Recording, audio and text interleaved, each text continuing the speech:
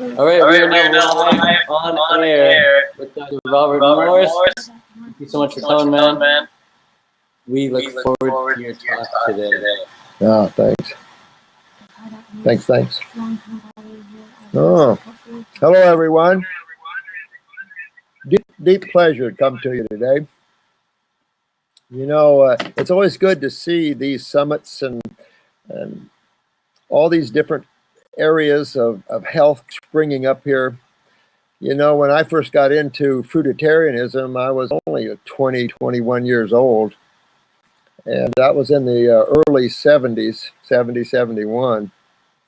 And vegan wasn't a word that was even used back then. The very thought of fruitarianism scared a lot of people, of course, because back then the growth in raw food was slow. The natural hygienic community, which I feel is what now is the vegan community, was the dominant community. We had a Shelton Fasting Institute down the road here, and that's the only place I could find raw food books and fasting books. And then, of course, most of it was vegetables and fruits. Then came along the health food thinkers, where you had whole grains products. A good friend of mine, Dr. Jensen, had a Health Valley ranch, and he had whole grain products and whole raw milk cheeses. So I came out of the woods as a fruitarian, feeling like unbelievable, opened up a health food store and started eating more vegan. And I started declining in my health. And I didn't realize it was slow. All the proteins I was eating, all of this started bringing pain into my body. It made me fatter, all the things, sluggisher, all of these things. And I realized that what was supposed to be healthy was not healthy. So when I became a naturopath and a biochemist, I started looking at this whole thing and realizing that we have to have the raw. You've got to go back to the raw. And I started looking at all the different species out there, the different vertebrates, the 4 basic ones. And truly, man fits totally in the frugivore category. The sad part about all of this, even the raw food vegans, is procuring decent food. You know, a lot of people come down on the fruit levels of life, but those are the most nutritious and the most energetic, most magnetically alive foods on the planet. And so when we're looking at, a lot of people look at this as lifestyles. I'm going to eat raw, and I'm going to have my fruits and my salads and stuff like that. As a practitioner, I look at it as the art of regeneration of tissue, because we deal with the stage 4s. We deal with those that only have a few weeks, a few days to live. So when we're dealing in these higher levels of problems, it's interesting how fruits and berries and melons can turn these cases totally around. I've got cases of advanced ALS, wheelchair bound, of course, can't talk anymore neurologically, and we turn them right around, get them walking, talking, and singing again. And this is the power of the raw.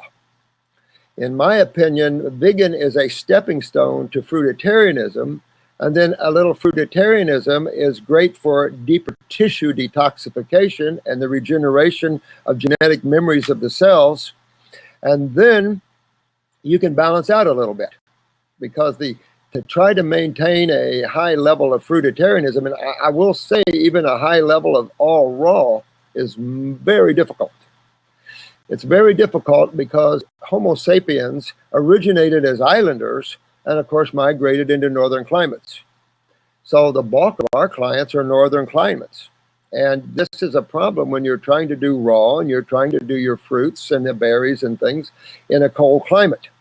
And the reason is obvious, that these foods are alkaline forming and cold is alkaline. So nature uses the balance of duality. So you'll find more alkaline foods that grow in your more acidic tropical zones.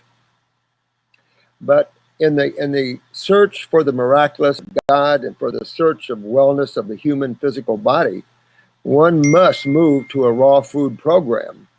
And in my opinion, move deeper into tissue regeneration and the cleaning of the lymph system. When you wake up to this level of healing and this need and this understanding of the lymphatic system and the need to deal with this, it starts to bring home the truth of why man suffers. And he has to look no further than the chemistry he's bringing into his body. To think about diseases and man-made concepts is ridiculous. You have to understand the chemistry of the food you're eating, the design of the human body, or the design of any body, and the types of food that it's made for that design. So veganism, to me, should be the natural hygienic people. Those are the raw foodists. Those are the raw foodists that have maybe a cooked meal on a Friday night or maybe a couple of cooked meals a week, okay, and you're 100% raw outside of that. That's a good vegan level. But then right now you've got vegans that are cooked foods, and so you're sliding back into the vegetarian thinking, where just as long as you don't eat any meat, you could have the cheeses, you could have this, the milks and stuff like that. Man has to strict up way beyond all these things and get to the foods that his body's designed to eat. And of course, that is the fruits, the berries, and the melons. They give our nervous system a huge electrical boost. They rebuild tissue at an alarming rate. You can cut yourself and heal within the next day if you get way up there. The energy levels are so high, I had to actually stop because I could not handle the level that fruit gave me. It was intense. And of course, being an out-of-body traveler, at that time, it just was too much energy. So I had to balance out, and I balanced out by going down to the vegetable kingdom. So these are the things. I only have 15 minutes to really kind of give you an overview, but I'm into the regeneration of the human body and the awakening of consciousness. And the raw foods is a great journey on that pathway to energize and awaken yourself. But there's so many people waking up to human bodies in deep genetic weaknesses. The lymphatic systems are so bad. I mean, you're having cancer cells at birth. So not only are the lymph systems impacted and stagnant, the kidneys don't filter in people, the nervous systems, the myelin sheaths are down, a little shot of thimerosal, and boom, they're into ADD or ADHD or into seizures. So we are faced with a ton of situations like this that needs deeper awareness in how you take a human body through the process of detoxification and regeneration. Because we not only have to clean the acid buildup out of the body, we must regenerate the genetic memories of these cells. And when you're hooking to living foods, you're hooking to living consciousness, and it will enhance the consciousness of the cells themselves. A lot of people don't think of the magnetic energy, the consciousness, the awareness of the plants and the fruits and the berries and things. And that plays a major role. We look more from the physical world, from the chemical aspects of foods, but these foods have awareness to them. They all come packing with consciousness. They all come packing with memories. They all come packing with the mind. So all your foods that you're consuming have bodies on the same level as you do. And they will impact your etheric bodies as they impact your physical body. So it's a cool thing to dig deeper into the world of consciousness and energy and health. It's always worth the journey. But the journey is always made with ups and downs. You have healing crises, you have excessive thinness, you have all kinds of things that you can go through. And you will go through these. You will go through in reverse order how you created them or your family tree created them. And so when you start on these programs, even just eating raw, you just start eating raw foods and you can't stop your body from fixing itself. It loves energy, it loves consciousness, it's part of that. So when you consume it at a higher level, without mutating it from cooking and processing, you're enhancing your cells and your body way out there. And in the time, as time moves on, the regeneration process takes place. And of course, our main focus is the children, because higher souls are being brought in right now. And they're coming into these inferior bodies that have the adrenals way down, the kidneys aren't filtering, the lymph systems are backed up, the nervous systems are down. Balding in the teenage years. I mean, there's serious health problems. And so I think more as a practitioner as opposed to someone just eating a vegan diet. So, Do you recommend eating fats at all? once in a while, the problem with fats, think about this. We found an old chart Back in the 1900s, it shows a duct from the small bowel up to the liver. And this is a fatty acid duct, because fatty acids can't be absorbed into the blood. You compromise the blood viscosity, right? So you have to absorb it into the lymphatic capillaries. Well, our last class about 2 years ago, I had about 4 MDs in there, and one MD looked at me and said, we've never seen that. We never knew that. So there's a lot that's unknown about the human body. But when you have kidney weakness and you're not filtering, and the best way of a lot of you are knowing this is pee in a jar. If it's clear, you're in trouble. You're is a sewer, and that is sewage of metabolitic waste, not digestive waste, metabolitic waste. And these are acids, and they must be eliminated. If your urine is clear, medical doctor, that's perfect. To us, you're in deep doo-doo. And so when you start filtering, your urine becomes cloudy, full of sediment.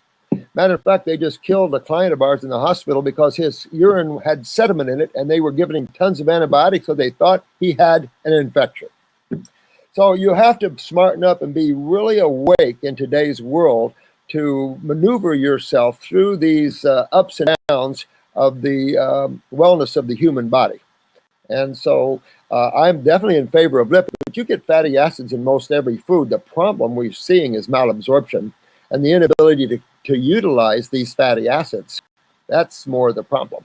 Same thing with excessive thinness. We have so much lymphatic stagnation, and this is interstitial, meaning around your cells, right? So that includes interstitial intestinal, meaning you're not absorbing well through those interstitial spaces into the vascular or lymphatic capillaries.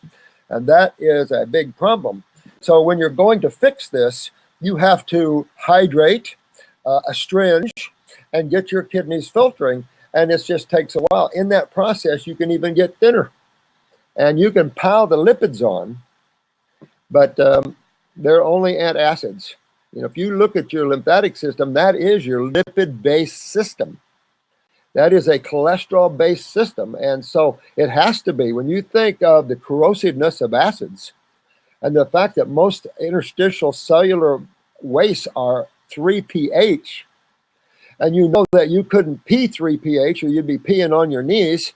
So you have to have a bacterial action in the lymph nodes to at least get you up to at least 5.5 to 6. So all of this is very, very important in the process of the regeneration, also the maintenance and wellness of the human body and understanding how we and nature interface. What are your thoughts on maca root, and do you suggest gelatinized or raw? Well, there's been a lot said about the root. I tell you, remember the 256-year-old Chinese guy? You can Google him. Just Google 256-year-old Chinese guy. He claimed that he ate nothing that grew below the ground, because everything that grows below the ground is what? Starchy. All right, so that's more complex sugar, complex carbon. That would be equivalent to a protein, which is complex amino acids. A complex starch and a complex amino acid, neither one is available to the human body in a decent manner. There's excessive breakdown of this, digestively speaking, and then, of course, you have a lot of acid released with the excessive amount of chemistry. Even carbon will break down into acids. So, yeah. And how does eating the occasional or even daily... you know what else? He said the higher you eat off the ground, the healthier you will be. And I don't know how many wives that guy had, but he had a bunch. And he lived to be 256 years old. Now, and in due respect, now, this guy did have ginseng tea 5 times a day. Now, ginseng tea Pan-X is a tonic.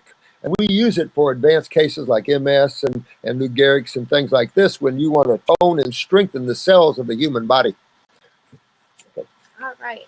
How does eating the occasional or even daily cooked whole plant food meal affect that rejuvenation and healing? Does it stop, reverse, or just slow the process? Just trying to really understand the raw versus cooked difference. Try this on yourself. Try 1 week of nothing but total raw, right? And then just go out and have a cooked meal. Just go out and have a cooked meal and see how you feel. Now, with that said, raw foods totally can rat you out, because we come from a position of inferior, low energy, low consciousness. Man's coming from the low end. So when you hook to these high energetic, high chemical foods, you can get ratted out after a while. So once in a while, having a baked sweet potato or some steamed vegetables will bring you into a decent balance. And that's how I eat. If I get too ratted out with energy, and I gotta balance. Because if I don't balance, my body will start cramping and things, because the energy is intense. So when you start removing all these obstructions to the flow of energy, and that includes thought and emotions, desires, you are hooked to consciousness. And man, let me tell you, it's a hell of a ride. Just forgot. So should we try to live on coconuts in coconut water?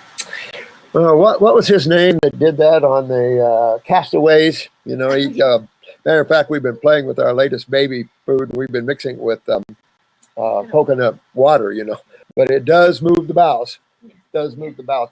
No, I tell you what, just think of the beautiful flavors of the fruits, particularly ripe off the tree or plant. I mean, anybody had a ripe pineapple off a plant? I mean, if you can beat the animals to it, they're nirvanic. A ripe navel orange off a tree, nirvanic. When you say acid, it's like acid. This thing is sweet as honey. So when you're looking at true organic foods, they're going to be so sweet that they're going to put a smile on your face from ear to ear. They're going to make your toes curl, and you're going to go, yummy, yummy, yummy. I've got love in my tummy. And that's just the way it is. A lot of people think of fruits as what we get in grocery stores and stuff like that. And, sometimes we have to, but it is just a sad thing that man doesn't understand. We were farmers growing up, and it's a sad thing, but they sold us in pesticides and herbicides and all this stuff. Oh my God. So we got a lot in agriculture to rethink, and maybe in northern climates bring some pyramid greenhouses and stuff so we can grow some fruit. There's this guy in Alaska growing orange trees in a greenhouse, and he's in the dead of winter, minus below zero, eating oranges. It can be done. It can be done. Do you think one can heal Hashimoto's with just raw foods? Well, absolutely. I used to think absolutely you could heal anything by going raw. I just, but this was 45 years ago. So as I've been going on and working with people, and I don't know how many people I've seen in 47 years, but it's been tens and tens and tens of thousands. I remember Doc and I were talking about that, and he's seen almost 300,000 clients. That's a lot of people, and so you learn a lot by doing all this. And I don't know where I was going with that, but what was the question? Oh, yeah. But I tell you what, a little bump with our friends, the herbs. That's the one thing about the natural hygienic community I adamantly disagreed. And I'm the premier herbalist in the world. I use herbs by the gallons, but our success rate is well known. If we're not above 90% in everything but stage 4s, I would be friggin' amazing. Because if you follow our protocols and you got MS or Lou Gehrig, you're going to get up and walk. You're going to have your life back. If you're stage 4s, you've done chemo and radiation, and you're just got a few weeks, and your lymph system is a you-know-what mess, you're going to be struggling to stay in your body. It's just all there is to it. You can't destroy the human body and expect to stay in it. It's not going to happen. There's a certain point where your consciousness is going to withdraw from it. So I think that you could give that a big try, because most of the low or high thyroid is all congestion, especially mucus in the thyroid. You get little nodules. That's interstitial lymphatic constipation. So you have two things hitting the thyroid. You have interstitial acidosis and congestion and stagnation, which is not allowing the metabolitic waste from the thyroid cells to be eliminated, so they blow back. And then, of course, you have the genetic stance of the cells in the first place. So, and then you have a neurological thought of that. There's a neurological control of all the glands, and people don't think about that one. But you could have a central nervous system or the autonomic shut down your thyroid, and then you have the pituitary, and that pituitary can be down. Raw foods will invigorate, clean, and enhance. If you want to do it quicker, I would hook up with some herbs maybe, for the thyroid, but never be afraid to use herbs to help detoxify or help go into tissue and enhance it up, because that's why they're there for. They're not for diseases. Man made that concept up. So herbs are great to enhance the function of things, or they accelerate cleaning. Like look at all the lymphatic herbs. All the lymphatic herbs, how interesting, are the cancer herbs. Well, these are all the tumors. These are all the astringents, strong astringents like bloodroot, pokeroot.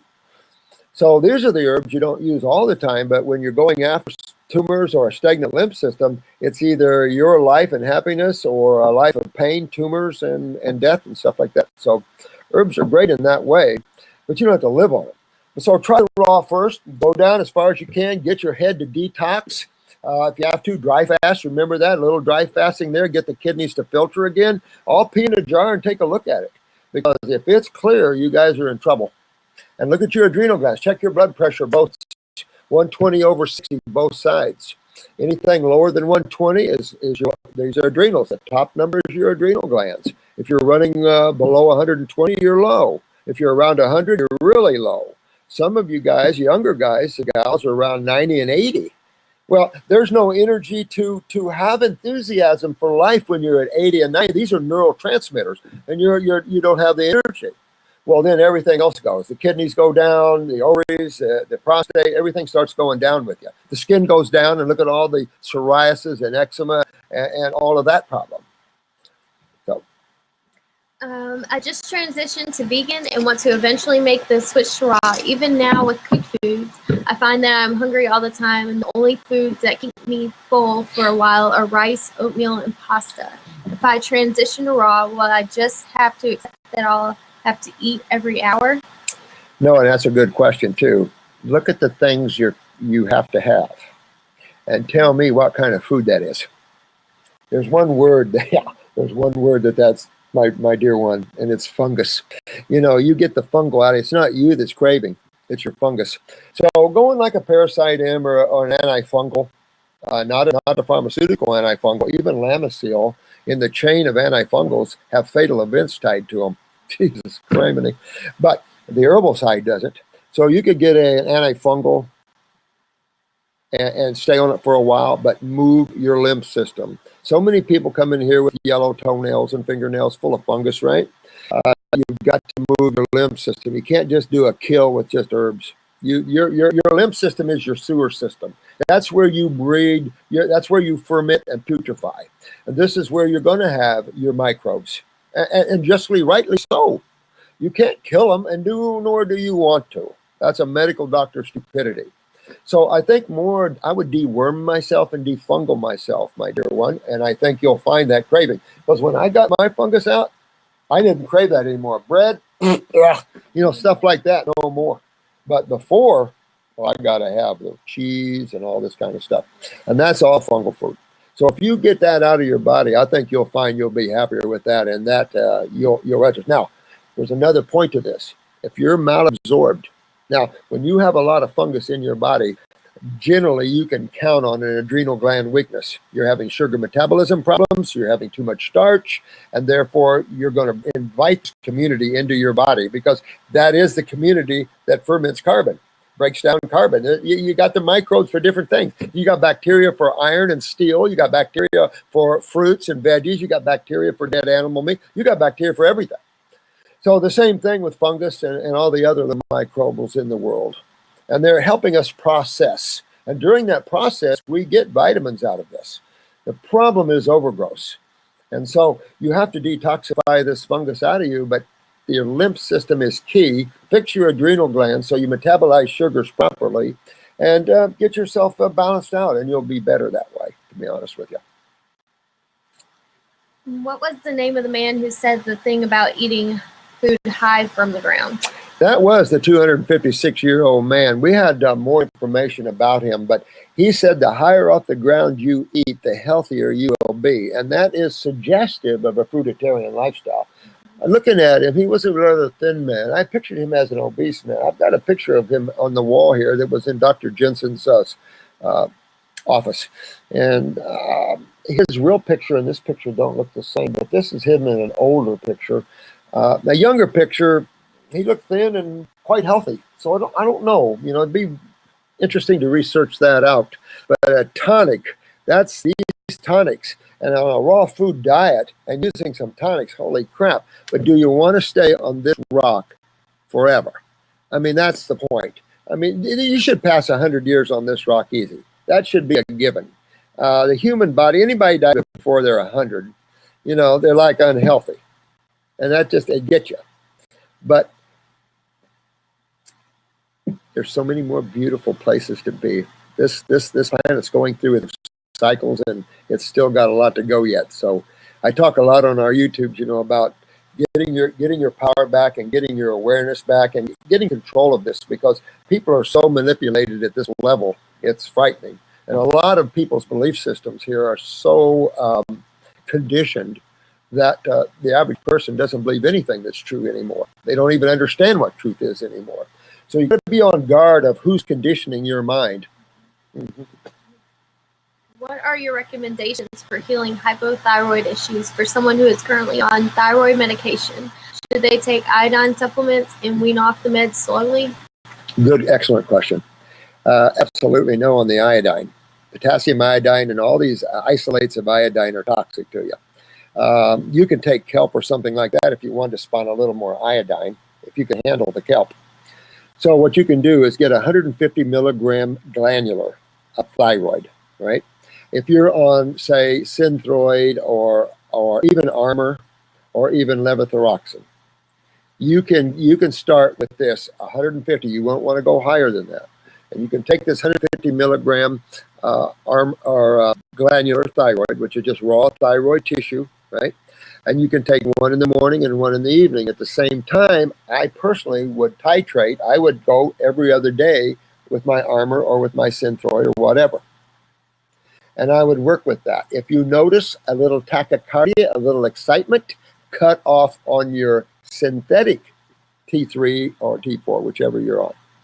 And so keep going with the natural side of this. If you find that after a short period of time, you're off of your synthetic stuff, or even Armor, which is natural, start weaning off your, getting off of your granular. At the same time, you're cleaning. You're getting the lymph moving, the blood flowing. You're starting to enhance the consciousness of the cells by the very foods that you're eating. You're also cleaning away the mucus and congestion that's around these tissues. And then they'll start enhancing. Now, you got to remember there could be a pituitary issue to this. And it's just too much to talk about here. You have to go to our videos where we try to get into teaching you how to understand through height and women with menses and stuff, how to identify the pituitary. Because you've got to know, if you have a pituitary, you got to address it. And now that's your TSH.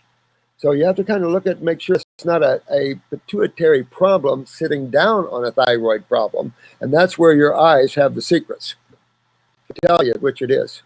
And of course, you do have symptomology with the pituitary down as well. So you want to look at that. And you also want to look at the parathyroid at the same time, because your parathyroids are your skeletal system, your connective tissue. It's how you flip your skin. Or not. Yeah. Do you think it's all right to be eating 1 to 2 pounds of fresh ginger each day in my smoothie? Holy moly. What benefits will I find from eating so much raw ginger? Are there any dangers for eating so much ginger? Yeah, that's too much stimulation. Too much stimulation. You know, you don't have to stimulate anything. And of course, ginger, really, it's hot. So that's way too much for I'm concerned. Because you got to realize the more raw you do, the more you move away from the coarser foods into the finer foods, your mucosa gets so sensitive that even cayenne pepper, you know, the organic cayenne pepper is what we use in some of our formulas. Its heat units is only around 20, 25,000. You know, Richard Schultz is way up there playing at the 90s and 100s. You overstimulate the mucosa, it gets hardened on you, and then it doesn't respond like it should. That's not the answer either. You can't overstimulate things to make them function either. That's not smart either, because when you become acidic, things dry out, and they call that a cationic environment. Well, that is a dehydrated environment, and you can't just put in peppers and try to stimulate this. You need to bring in the other side of chemistry. That's ionization. Bring in the base side of chemistry, which starts the ionization situation. That's your smarter way. And use a little bit of ginger or something just to move that through, especially if you're taking herbs. Using a little ginger will push that thing right through the body pretty quick.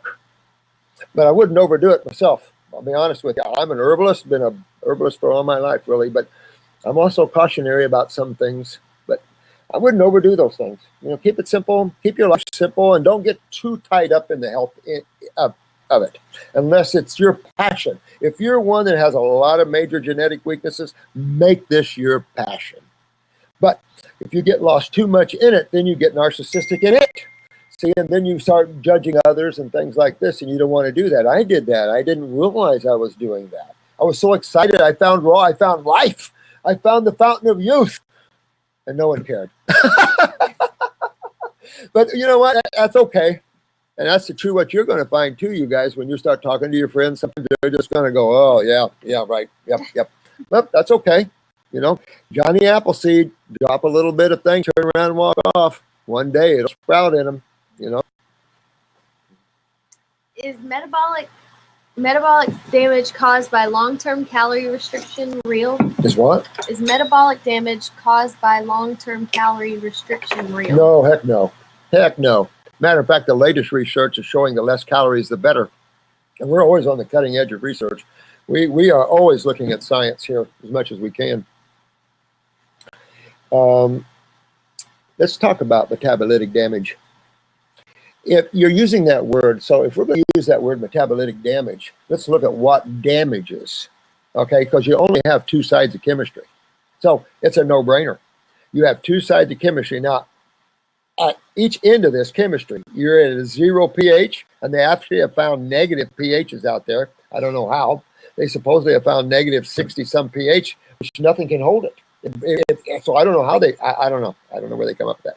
And then you got your 14, which is extreme alkaline, and that'll burn you. But as we move closer to the middle of 7, the acid side is still very corrosive. So look at metabolic waste. Most metabolic waste, look at the Krebs cycle, look at all the different cycles. They're always spinning off different forms of acids at different levels, because acids is what everything breaks down to anyway, because what are we going for? We're going back to the atomic structure. We need the atoms again. This is a Lego world, finished creation. So we need atoms. So we have to have something break what's not being used down to atoms, because some woman want to have a baby over there, a tree wants to grow over there, I want to have a fruit tree over there. I need atoms. I can't just go to the drugstore or somewhere and ask for atoms. No. It's a finished creation. So someone has to give up their atoms. So you always have birth, life, and death cycled here on this planet. And so you have to understand that acids is that side of chemistry that gets it there. So everything breaks down into acids, corrosiveness. So metabolic wastes are 3 pH. That's Coca-Cola. Well, actually, Coke is a little hotter. Coke's about 2.9. Gatorade is hotter than that. Gatorade is a 2.68 or something like that. Came out of Minnesota School of Dentistry. It's like, what? Everybody's taking Gatorade to hydrate, and it's highly acidic. It's more acidic than Coke and Pepsi and Dr. Pepper and all that. Actually, Pepsi has a pH of about 3. So hold Coke in your mouth just for a few minutes if you can, and feel the burn. Especially if you didn't have a mucosic response to that, trying to stop that, it'll just burn your mouth. And that's what metabolic wastes are doing to people that do not get them to the lymph nodes. When your lymph nodes are swollen and you can't pull these wastes to the lymph nodes where the bacteria is to break them down to at least 6, you're in trouble. So someone that takes a lot of antibiotics for lymphatic problems, because that's why you would take antibiotics, is for sewer system problems or antibiotic or lymphatic problems, you start killing your bacteria in your lymph nodes. And then you're in trouble now, because now you can't do anything about it. So your lymph nodes become stagnant and hard. Well, then your kidneys are going. So it's a mess. So it takes a little while to get all this turned around as a healer and get in and help people to loosen up, hydrate, and get all this hardness and inflammation out of them. But metabolic damage is done by metabolic waste. There's no mystery to it. Not at all. And the metabolic wastes are not eliminated through the blood system. They need to get with this. And now that they're finding different parts of the lymph system, they're getting a little smarter. But you never dump metabolic waste into the blood. Just like a cell does not travel from the uterus to the lung and make the lung cancer through the blood. These people are throwing out lies so fast that the spin is unreal. Unreal. So you have to be smart and watch yourselves. how do you get the fungus out of your body? Which is a pretty Yeah, you have to use antifungals. I mean, you can use fruits and stuff, but they're so wild, and when you go on fruits, it can make your fungus go crazy. And it's not that fruits causes fungal problems. I mean, try this, and this is just a little a sample that I give someone. Put a handful of grapes on your kitchen counter, put a piece of cheese on your kitchen counter, and put a piece of bread on your kitchen counter, and just wait and see which one grows mold on it first, which is the fungal family. Which of those are going to grow mold first? The fruit? No, fruit doesn't grow mold on until when? It starts to die. That's when it starts to ferment, right? But the cheese and eggs are already fermented foods. They get mold on them pretty quick. So you can see why they're fungal foods. Yep. Fruit, that isn't. You know, this is fermentation, not sugars. It's fermentation of the sugars, meaning that that food's had its day. It's time to go out and done, bring in something new. But because of man's adrenals and sugar metabolism problems, the love of starch, which is complex or polysaccharide, everybody's down on sugars. Well, everybody loves starch, which is multiple sugars. And you can't break them down. You're going to bite this fungus in. So I use antifungals, and we detox the lymphatic system. And you'll get fungal free. But you will always have some degree of fungus in you because it's just nature. It's just man has just gotten so acidic and so much carbon and protein and nitrogen built up in the body that you're seeing all the creatures go, oh, food. Yeah, we got man's a great host here on the planet. That's the problem. So what are your thoughts on do the B12 skin patches work? I mean, B12 is a co. So you're looking at a bacteria gives us B12s. I mean, we're looking at co things. And it's the same thing with vitamin D. Vitamin D is produced by your body when you go out into the sun. And the reason is protection. Lipids are protective against acids. And that's why fatty acid, that's why the ketogenic diet to some degree helps people with pain because it's high-fat diet.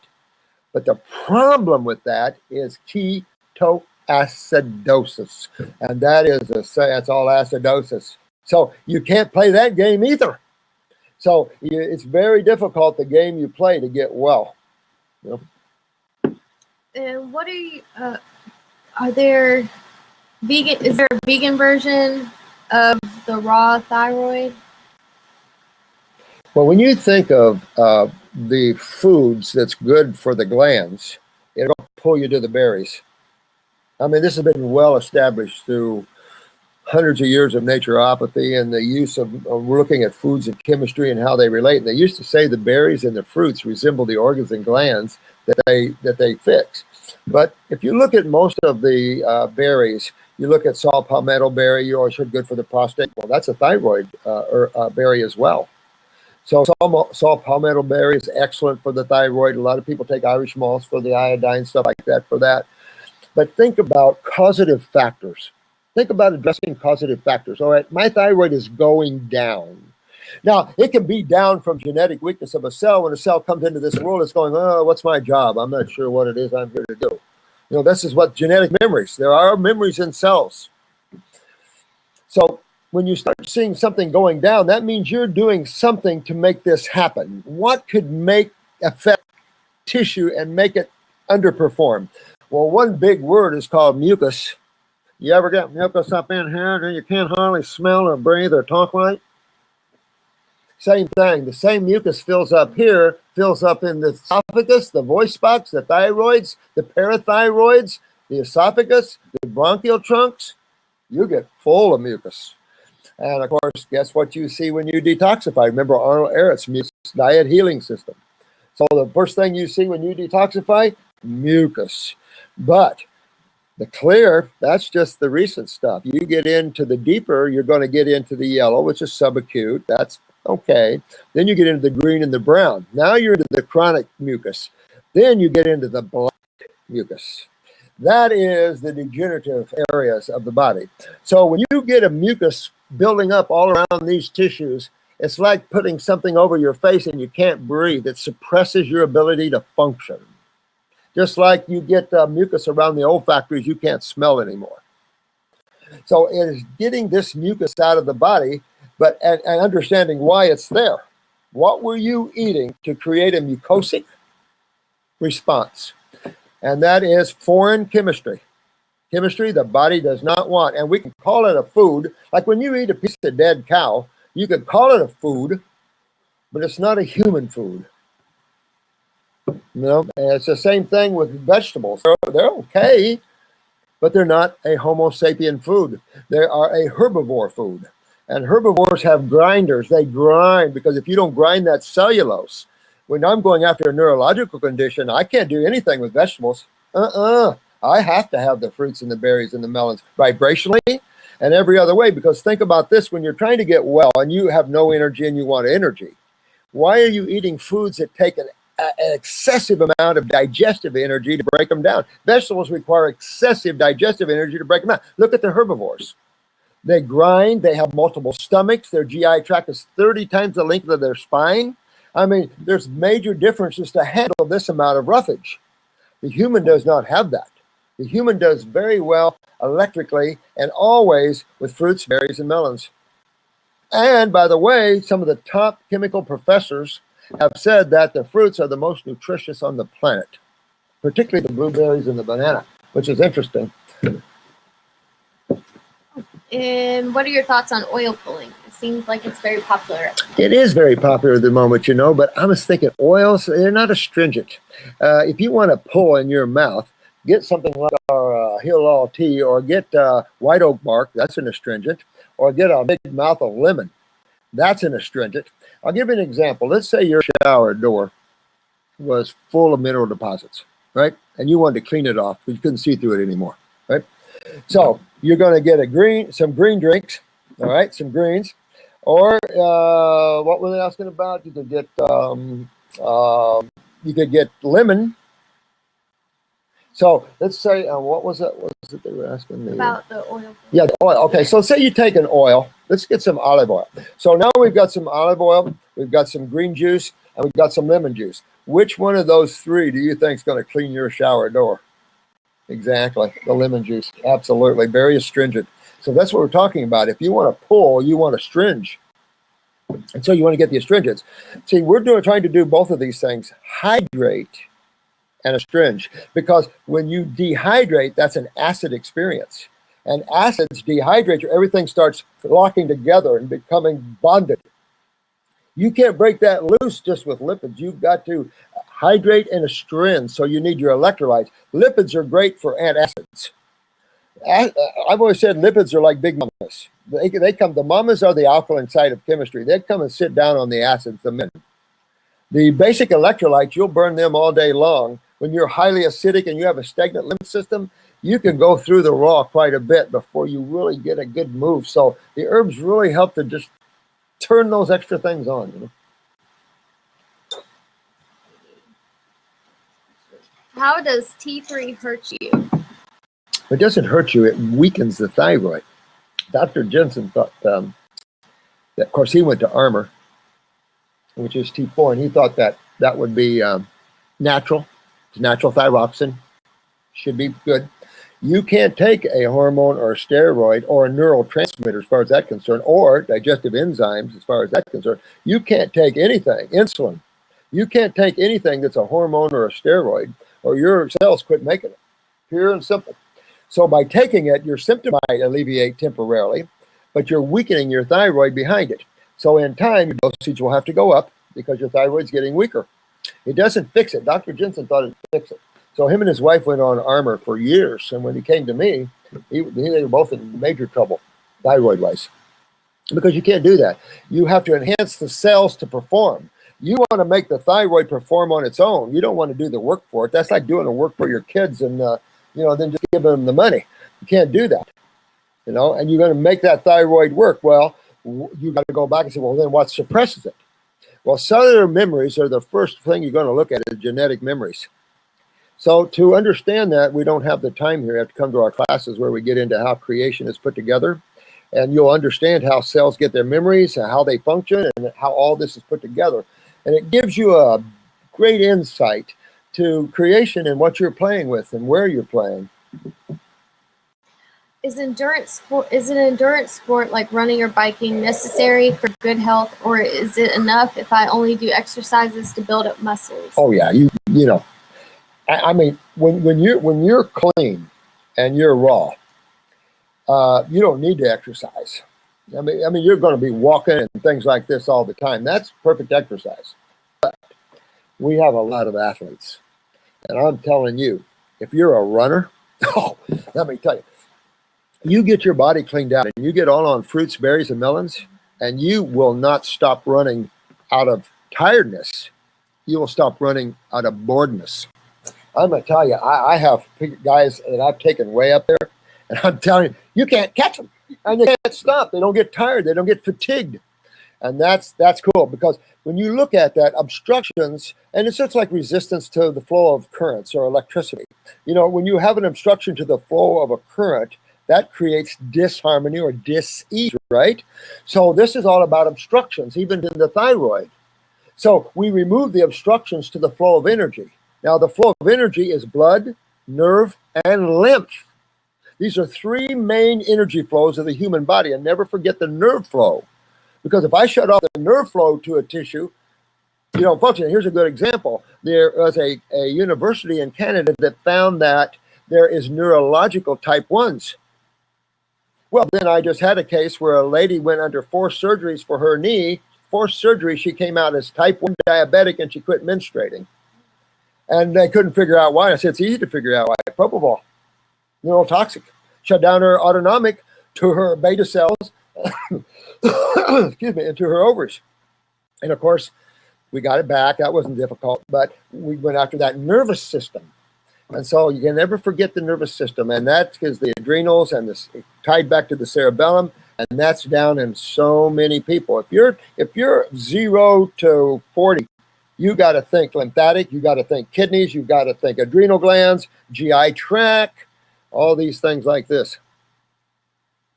Speaking of GI tract, is mucoid plaque real? And if yes, how do you recommend getting rid of it? It is real. I mean, we have sheets and we have so many pictures. And Jensen was a fan of pictures, you know. I respect him for that. There's so many pictures I didn't take in this world that I should have, you know. He loved pictures just to prove his point, you know. But mucoid plaque builds up with starch, no question about it. Starch is glue. I mean, I had art class, of course, and we made paper mache with white flour paste, right? Well, when I was in Portugal, one of the guys said, well, you know, we've actually laid cobblestone streets with white flour paste. I had a man from Jamaica that built shoes, and he said, I put soles on shoes with white flour paste. And was talking about in China, the fans, the beautiful fans that they make, they put them together with white flour paste. It is hard as a rock. You ever make a paper mache thing and throw it against a drywall, make a hole in it? Oh, yeah. So this stuff can plaque. But, you know, think of all of this, how this is, because this is also in an acidic environment creates plaquing. And that's true with amyloid. They call it amyloid plaque when it's Alzheimer's. But it doesn't matter. It's still a protein and a mucus plaque. And it's along the wall, and it'll continue to inflame and irritate the mucosa. And we see tons of it in pictures here, tons of it of people getting them out. Amazing stuff. But you want to get it out all through you. And you will see that coming out of your stools in black pieces. Generally, we don't get it out in big pieces. Oh, we just had one guy. Did you see his? Got great big, looked like the whole, about 5 foot. You have colon's about 5 feet long. He had about a 5 foot piece of that stuff. But in reality, you should see bits and pieces of this black stuff coming through, and it'll come off the wall naturally. You know, when you get enzymatic rich foods and foods that hydrate and break up, that's alkaline rich foods, you're going to clean yourself. Fruits are going to clean your bowels as beautiful as there is. And remember, back in the embryo stages, that part of the embryonic, the cell, the embryonic trunk, that's your spinal column and gut tissue. That's where all your organs and glands came off. So your bowels are connected to all your organs and glands symbiotically and electrically. So there's a big reason also for eating raw foods is the electrical currents that are discharged as it's digested and sent through the bowels. It also sends that discharge to related tissues. Oh, there's all kinds of neat, cool stuff in the body and how the creator made all that stuff. Amazing. We just tapping the surface. What do you think of coffee enemas for Ooh, good question. Good question. I'm not a proponent of that at all. That's major stimulation. I had an old dentist once. He was a retired dentist, and he had actually been left at an orphanage, and all they were raised on was white flour and milk and stuff like this. Well, he couldn't poop, so he was always giving himself coffee enemas. And then one day he stopped.